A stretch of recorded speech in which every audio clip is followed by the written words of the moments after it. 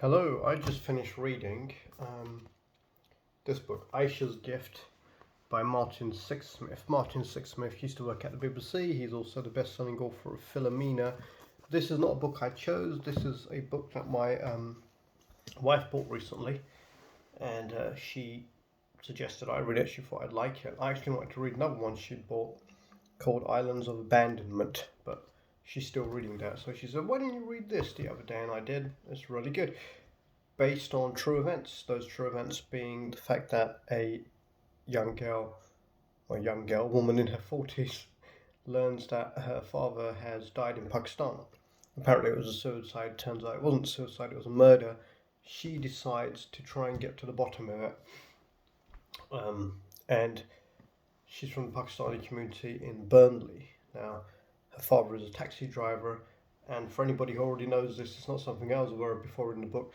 Burnley taxi drivers have a reputation for being involved in trafficking, sex trafficking, drug trafficking, etc. That's something that comes up in this book, and it raises the question as she's investigating what actually happened to her father. Was he involved in that abuse of vulnerable girls? He wasn't, by the way. Was he involved in heroin trafficking? He wasn't, by the way. But it also exposes just how corrupt Pakistan is. Not something else I wasn't that aware of. I know it's not, the greatest country in terms of the rule of law and everything. There's a bit of history on that. But it's actually a very, very interesting, a very gripping story. I mean, I've read it in 2 sittings. It's 320 something odd pages. It explores the relationship between the girl and her father, the father and his brother, who runs Pakistan, who the criminals are, who's in power, how it works, just how messed up certain parts of it are, particularly in Karachi. Really fascinating. And also the relationship between the writer and his brother. Once again, really fascinating. Really well written. I really enjoyed it.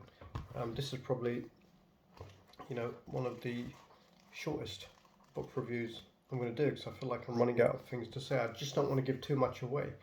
The characters are well described. The scene is well set. It's quite shocking, but it is a good read. I'd give it a good 7 out of 10. I'm feeling maybe in another mood. You probably tell from the way I'm speaking, I'm not feeling my usual exuberant self today. So maybe in another mood, I'd say, oh, it's fantastic. I'll give it 10 out of 10.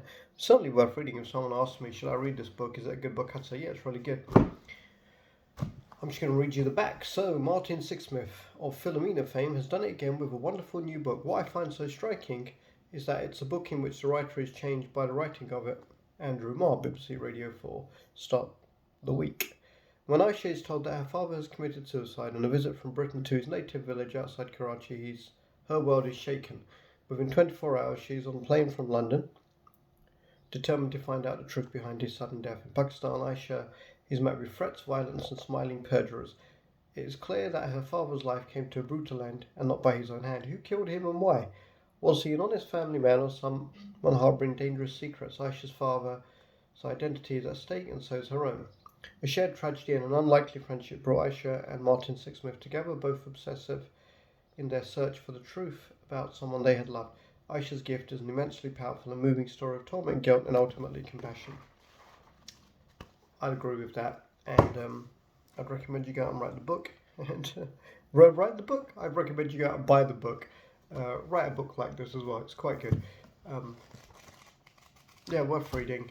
I will try and be a bit more lively and a bit more normal, a bit more myself on the next book review I do. But yeah, I hope you found that useful. And if you're looking for a good book to read, and you see this one on the shelf in your bookshop or in your library or at a friend's house, it's worth reading. Something just occurred to me. Now, when I started reading this book, I wasn't sure if I'd enjoy it, but reading the author's note got me interested. I thought, this is interesting. Got me interested. It might be more so if you're not brown like me. So, author's note. Like I suspect many white Britons, I took little interest in Pakistan. As a country, it appeared distant, alien, and dangerous. Pakistanis in Britain were peripheral to me. I exchanged greetings with my friendly newsagent, read about extremists plotting to impose Sharia law, and walked through the streets of Asian faces when my football team played at Bradford or Aston Villa. Two events made me think again. An appeal for help from a young British Pakistani woman, followed by a tragedy in my own life, drew me into the writing of this book, and with it an understanding of the shared concerns and common humanity that unites us. I'm not going to read any more of that, but it's a good start. I'm done. Read the book.